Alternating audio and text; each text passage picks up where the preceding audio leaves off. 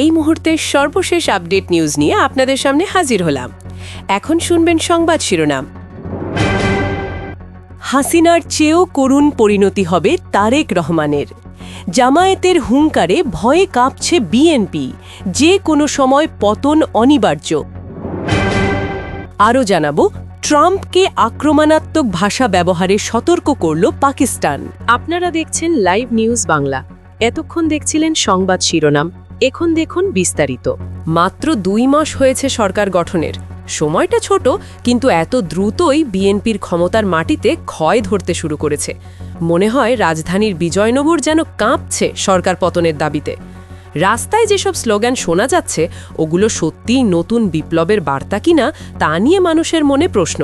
জামায়াতে ইসলাম থেকে শুরু করে জাকপা, এলডিপি, নিজামে ইসলাম সহ 11টা দল এখন এক জায়গায়।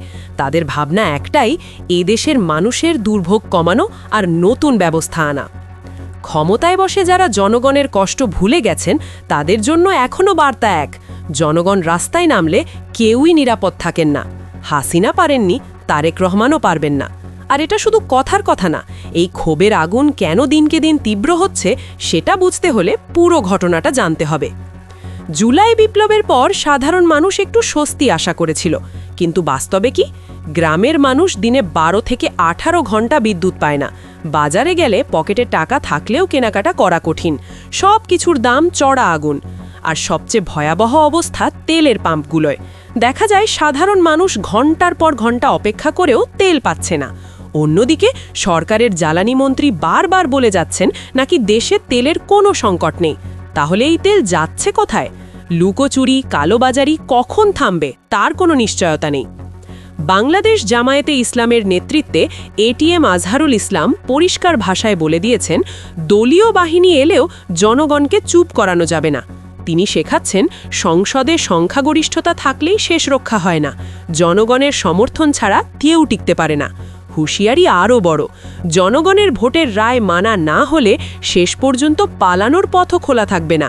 তার কথা, পুরনো অচল সংবিধান আর ব্যবস্থায় দেশ চালানো মানেই দেশের শহীদদের সঙ্গে বিশ্বাসঘাতকতা করা। জাতীয় নাগরিক পার্টির নাসির উদ্দিন পাতোয়ারিও সরাসরি বলেছেন, 12ই ফেব্রুয়ারির নির্বাচনের পর দেশে গণতন্ত্র নয়, বরং জিয়াতন্ত্র প্রতিষ্ঠা হয়েছে। প্রত্যেক সরকারি দপ্তর এখন বিএনপির নিয়ন্ত্রণে, এটাই বক্তাদের দাবি। জুলাই সনদ তারা মানতেই চাইছে না। অথচ সবাই জানে, জুলাই বিপ্লবের চেতনা একক কারো সম্পত্তি নয়। দেশের ভবিষ্যৎ নির্ধারিত হবে শহীদ ওসমান হাদির আদর্শে, not by any single party agenda. বিচার বিভাগের স্বাধীনতা নিশ্চিত না হলে, দলীয়করণ না থামলে সরকার যতই বাংকারে ঢুকে থাকুক, শেষ রক্ষা মিলবে না। বাতাসে এই সতর্কবার্তা স্পষ্ট। সরকার ক্রমে স্বৈরাচারী হচ্ছে কিনা তা নিয়েও আজ সবাই প্রশ্ন তুলছে। একদিকে সরকার সংবিধানের কথা বলছে, আরেকদিকে বিরোধী মত দমন, হামলার ঘটনা, উস্কানি সবই চলছে। অন্যথায় জাকপার মুখপাত্র ইঞ্জিনিয়ার রাশেদের বাড়িতে এমন নির্দয় হামলা হতো না। কথা বলেন, স্বরাষ্ট্রমন্ত্রী সংসদে দাঁড়িয়ে সংবিধানের দোহাই দেন, কিন্তু মত প্রকাশের স্বাধীনতা কোথায়? সরকারের সমালোচনা করলেই বাড়িতে হামলা কেন? এতে কি অবস্থা হাসিনার আমলের চেয়ে ভালো কিছু? সরকার যদি জনগণের কণ্ঠ রোধ করতে চায়, তাহলে তার পতনের ঘণ্টা বাজতেও দেরি হবে না। বিরোধীদের কথায় এটা স্পষ্ট, এবার তারা বিএনপিকে ছাড় দিতে রাজি নন। নিজামে ইসলাম পার্টির মহাসচিব মুফতি মুসা বিন ইজহার স্পষ্ট বলেছেন, বিএনপি ফ্যাসিবাদ আমদানি করছে। খেলাফত মজলিসের মাওলানা আহমেদ আলী কাসেমি যোগ করেছেন, যারা জনগণের সঙ্গে বিশ্বাসঘাতকতা করে নতুন ফ্যাসিবাদ বানাতে চায়, তাদের পরিণতি হাসিনার থেকেও করুণ হবে। সব মিলিয়ে এখন চোখ সবার ভবিষ্যতের দিকে। এখান থেকে তো আর ফেরার পথ নেই। হাসিনা অন্তত পালানোর সুযোগ পেয়েছিলেন। এখন যদি সরকার প্রতিবেশী রাষ্ট্রের সেবাদাস হয়ে যায়, রান্নাবান্নার জন্য সময় পাওয়া যাবে না। নির্বাচনের আগে প্রধানমন্ত্রী বড় বড় কথা বলেছেন, আই হ্যাভ আ প্ল্যান বলে সবাইকে আশ্বাস দিয়েছিলেন। কিন্তু আজ কি দেখছি? তারেক রহমান নির্বাচন নিয়ে গণভোটের সিদ্ধান্তকে পাত্তাই দিচ্ছেন না। মানুষের জীবন দুর্বিষহ, তেলের লাইনে দাঁড়ানোই দানো এখনও প্ল্যান। হ্যাঁ ভোট চেয়ে এখন বিএনপি ফ্যাসিবাদের দিকে হাঁটছে। কথাটা পরিষ্কার, জনগণকে দূরে সরিয়ে কেউ টিকতে পারে না, টিকতে পারবেও না। 11 দলীয় ঐক্যের সমাবেশে এক অনন্য দৃশ্য দেখেছি। ঢাকার বিজয়নগর থেকে শান্তিনগর পর্যন্ত বিশাল মিছিল, ছাত্র, জনতা, আকাশ বাতাস সব কেঁপে উঠেছে। ঢাকা মহানগর দক্ষিণের আমির মোহাম্মদ নুরুল ইসলাম বুলবুল এমপি নেতৃত্ব দিয়েছেন। তিনি সরকারের উদ্দেশ্যে বলেছেন, শান্তিপূর্ণভাবে জনগণের রায় মেনে নিতে হবে, দেশটাকে সংকটে, সংঘর্ষে ঠেলে দেবেন না। এখন প্রশ্ন, সরকার শুনবে তো, নাকি ক্ষমতার নেশায় গণবিস্ফোরণকে দাওয়াত দেবে? মাত্র 2 মাস গণতান্ত্রিক সরকারের জন্য খুবই কম সময়, কিন্তু মিত্র দল আর সাধারণ মানুষ একসাথে রাজপথে নামে, আর যখন মানুষের পেটে অভাব, হৃদয়ে ক্ষোভ, সময় তখন বড় কথা নয়। দেখার বিষয়, বিএনপির অঙ্গ সংগঠনগুলোর লাগামহীন অপকর্মে জনদুর্ভোগ আরও বাড়ছে। অভিযোগ, দেশের প্রতিটি মোড়, দোকান, ব্যবসা প্রতিষ্ঠান, কলকারখানায় যুবদল আর ছাত্রদলের ক্যাডারদের দাপট। 16 বছর আওয়ামী লীগের হেলমেট বাহিনীর অত্যাচারে যারা কষ্ট পেয়েছিল, তারা ভেবেছিল এবার মুক্তি পাবে। সত্যি বলতে, শেয়ালের হাত থেকে বাঁচতে গিয়ে এখন বাঘের মুখে পড়েছে দেশ। পাড়া মহল্লার ছোট দোকান থেকে বড় কারখানা, সর্বত্রই চাঁদার নতুন রেট। আগের পাওনাও নতুন করে দাবি করা হচ্ছে। ব্যবসায়ীরা প্রকাশ্যেই পকেট কাটা হচ্ছে। এটাই কি সেই নতুন বাংলাদেশ যার স্বপ্ন আমরা সবাই দেখেছিলাম? এ তো শুরু। সরকার গঠনের পর সাধারণ মানুষের পকেটে টান দিতে বিএনপির সরকার প্রস্তুতি নিতে বেশি সময় নেয়নি।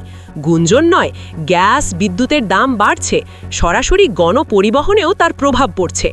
মালিকরা বাস ভাড়া বাড়াতে সরকারের ওপর চাপ দিচ্ছে, আর সরকারও তাদের কথা মতো চলতে বেশ উৎসাহী। মধ্যবিত্ত, নিম্নবিত্ত মানুষ ডাল ভাত জোটাতে হিমশিম খায়, আর এদিকে সিন্ডিকেটের কৃত্রিম জ্বালানি তেলের সংকট সবই তাদের পকেট ভরি করে যাচ্ছে। দেশের সব সেক্টরে চলছে দুর্নীতি, লুটপাটের উৎসব। স্বাস্থ্য খাতে টিকার অভাবে বিশৃঙ্খলা, বিদ্যুৎ জ্বালানির অভাবে কলকারখানা অচল, কর্মসংস্থান নেই। সবই বিএনপি সরকারের বিরুদ্ধে কথা বলছে।